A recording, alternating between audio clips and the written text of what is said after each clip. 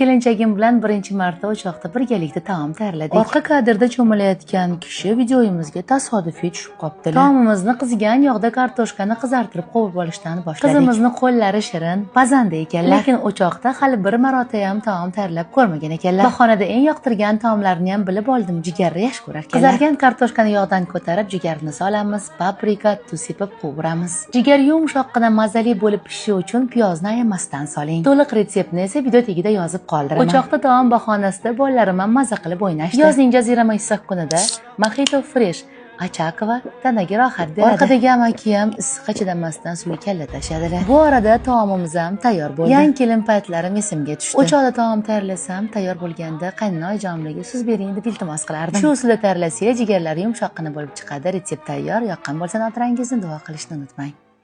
Yozi jazirama issiq kunida 10 daqiqada tayyor bo'ladigan taom retsepti. Qizigan yog'da kartoshkani qovurib, issiq paytda ustidan sir qo'yamiz. Ham og'iringizni yengil qiladi, ham mazasi og'zingizda qoladi. Chikbom tovuq mahsulotini olamiz va ko'rsatilgandek qilib 5-6 daqiqada qizigan yog'da qovurib olamiz. Kartoshka ustida chala erigan sirni ustidan solamiz. Shunda sir ham to'liq erib oladi. Tovuq ustidan sir, aysberg, pomidorni joylaymiz. Avvaliga sirni sos yokida mayonez, ustidan esa ketchupni siqib chiqazamiz. Bir pasda mazali yegulik tayyor. Rezept yoqqan bo'lsa xotirangizni qilishni unutmang.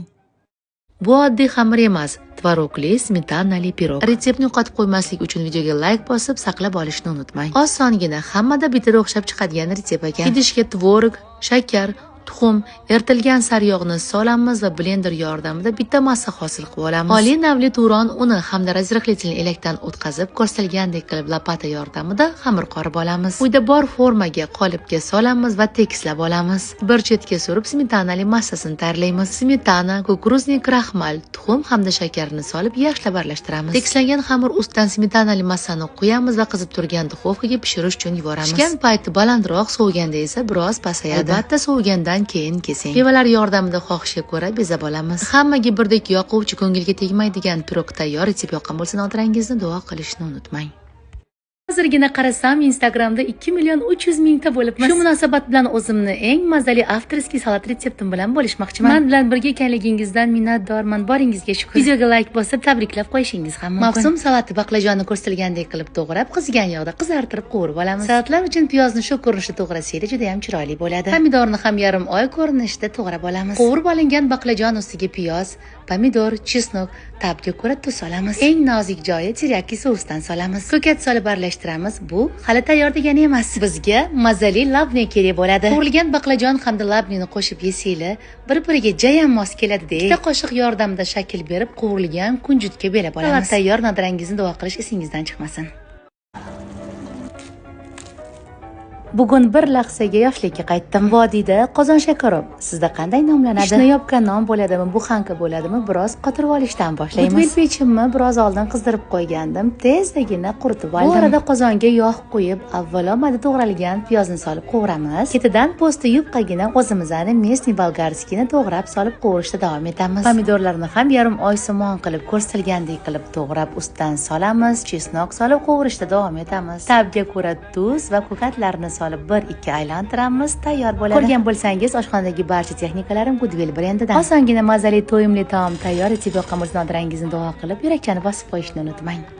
Bitta odam uchun oddiy makarondan tayyorlangan taom 150.000 so'm bo'lsa, qimmat emasmi? Fikrlarni izohda yozib ketinglar. Yegim kelib zakaz qildim, narxini 150.000 so'm yozib qo'yishibdi. Ancha-muncha go'shtli taomlardan ham mazali edi. Bitta like bosib qo'yinglar, mendan tez retseptlar bo'ladi. Taom retsepti tushunarli bo'lishi uchun hamma bosqichlarini etap-etap ko'rsatib o'tdim. Mazali bo'lib sariyog' ta'mi ufurib turishini xohlasanglar, anchor sariyog'lardan solinglar. Uyda tayyorlagan baribir boshqadek, barakasini qaranglar, ancha-muncha odamga yetadi. Makarondan mazali yevropacha taom tayyor. Retsept yoqqan bo'lsa xotirangizni duo qilib, mehringiz isboti bitta yurakchani bosib qo'yarsiz.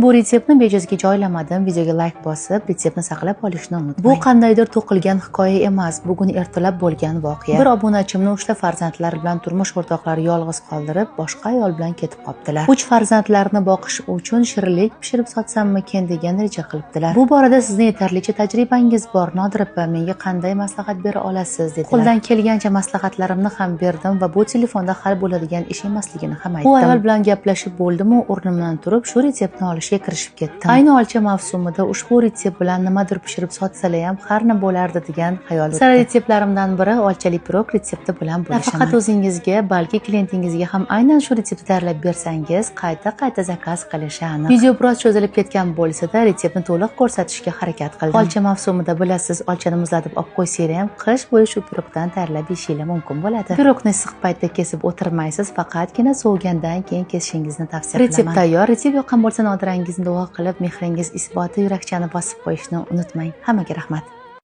Nima bo'lsa-bo'lsin tayyorlab ko'rmasanglar bo'lmaydi. Iliq sutga shakar, dro'j solib aralashtiramiz. Eritilgan sariyog' hamda tuxumni solib aralashtirishda davom etamiz. Unni solamiz va suyuqroq xamir qoramiz. Suyuqroq xamirni teng ikkiga bo'lib, bir qismiga kakao, ikkinchi qismiga esa unni solamiz va ikkita zuvol ichida xamir qoramiz. Qaynoq quyosh taftida 20-25 daqiqa oshirib olamiz. Jarayonga ahamiyat bering. Endi chiroyli qilib bulchkalarni yasashga kirishamiz. Avvaliga unga qorilgan xamir, keyin esa kakaoli xamirni joylab, ko'rsatilgandek qilib tugunchani hosil qilamiz. Kamroq un sepib dumaloq ko'rinishda yoyamiz, kesamiz, chetlariga ayamasdan shokolad pastasidan solamiz. Kruasan ko'rinishida o'rab, listga joylaymiz. Tuxum sarig'iga sutni qo'shamiz, ustidan suramiz, pishirish uchun pechga yuboramiz. Mazasini ta'riflashga tilojiz hidini-ku gapirmasa ham bo'ladi. Kesib ko'rsataman, shokoladlarni oqib turishini qaranglar. Bay. Bu shirinligimiz muzdekina Mojito Fresh Achakova bilan zo'r ketadi-da. Retsept tayyor, Nodirangizni duo qilish esingizdan chiqmasin.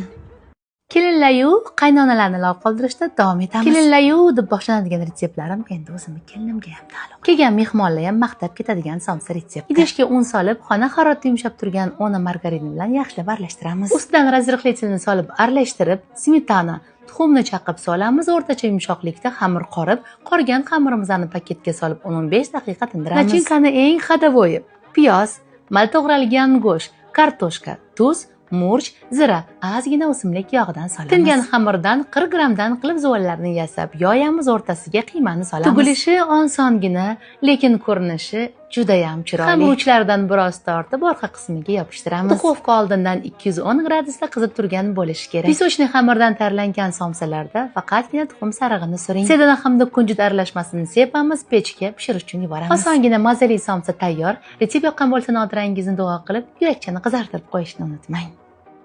Qaynona oyijonim pazandali, men tayyorlagan taomim yoqarmikin deb o'ylanadigan kelinchiklar. Shu taomni tayyorlab beringlar, ham oson, ham mazasi og'izlarda qoladi. Tushunishinglar uchun bu egiz taomi davomi. Egizga piyoz, pomidor, go'sht, bolgarskiy chesnokni solib, tuz sepib, ustidan tomat bilan suv va tuzni aralashtirib qo'yib yuborasiz. Xushbo'y bo'lsin, mazali bo'lsin desanglar, anchor sariyog'idan solasizlar. 210 gradusda qizib turgan duxovkaga 40 minutga yuborasizlar. Taom tayyor. Podachasi xohishga ko'ra, men bundan oldingi rilsda tayyorlangan kunjutli nonni orasiga soldim. Siz xohlasangiz yonlariga guruchlarni qaynatib, garnirlarni tayyorlab, tarelkada tortsangiz ham bo'ladi. Sochni moshni taom tayyor bo'ldi. Retsept yoqqan bo'lsa, Nodirangizni duo qilib, mehringiz isboti bittagina yurakchani bosib qo'ying.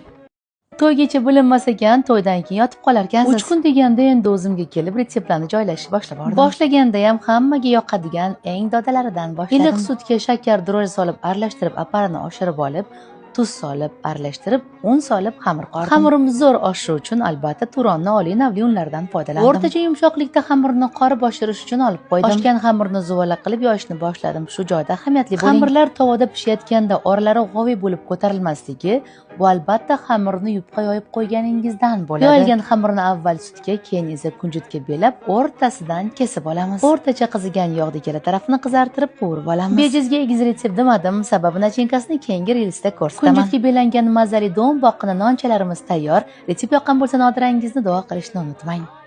Shundoqqina aralashtirganlarini ko'rdim-u, tez tayyorlashga kirishib ketdim, lekin hammasi ko'rsatilgandek bo'lib chiqmadi. To'liq retseptni esa video tagida yozib qoldirdim. O'zimning metodimga qanaqa qilib tuxum bilan un bu qadar oson aralashdi. Buni ko'pchilik biladi. Men Turon unlarini sevaman. Osongina o'lchov uchun faqatgina qoshiqlardan foydalanasiz. Ular ko'rsatgandek qilib qopqoqni yopdim-u, yaxshilab aralashtirdim. Ishonaveringlar, 1 gram ham aralashmas ekan. Keyin vilkadan foydalanishga to'g'ri keldi. Vilka yordamida yaxshilab aralashtirib oldim. Shokolad solib, vilka bilan aralashtirib, qopqoqlarini yopdim. Qozonga joyladim va ustidan qaynoqqina suvni ehtiyotkorlik bilan qo'ydim. Olovni pastroq qilib yoqib, ustiga qozonni qo'yib, krishkasini 15 daqiqaga yopib qo'ydim. Silkitib aralashtirishning iloji bo'lmagan bo'lsa-da, rezultat zo'r. Duxovka pechim yo'diganlar ham osongina tayyorlab oladigan retsept ekan. G'oviy bo'lib chiqargan mazasiga esa gap bo'lishi mumkin emas, albatta tayyorlab ko'ringlar. Somsani dodasi: qiyma, piyoz, tuz. Dunganni silliqni olsanglar achchiq bo'lmaydi. O'rtasidan yoramiz. Bismillah. Suvini olsanglar, sho'r suvga o'tishiga ham hojat yo'q. Qiymamizdan olamiz, dunganimizga joylaymiz. Ichligi tayyor, endi xamir qoramiz. Ideal xamir uchun smetana, sariyog' yoki margarin, razriqli, oliy navli turon un kerak bo'ladi. Men faqat turon unlarini ishlataman. Unni elakdan o'tkazamiz, razriqli solamiz. Xona harorati yumshab turgan sariyog' margarinni solamiz, urib olamiz. Urpog'imiz mayin holatda bo'lishi kerak. Smetana, tuxum, xamir qoramiz. Xamirimiz tayyor, 10 daqiqa tindiramiz. Tingan xamirimizni yumaloq qilib yoyamiz. Qancha ko'p tindirsanglar, shuncha yaxshi. Lenta ko'rinishida kesib olamiz. Qiyma joylangan dunganimizga lenta ko'rinishidagi xamirimizni o'rab chiqamiz. Qum sarig'ini ayamasdan suramiz. Ustidan kunjut sepamiz. Pishirish uchun pechga yuboramiz. Chiroyli, mazali somsalarimiz tayyor bo'ldi. Albatta tayyorlab ko'ring va Nodirangizni duo qilishni unutmang. Kelinchak kelin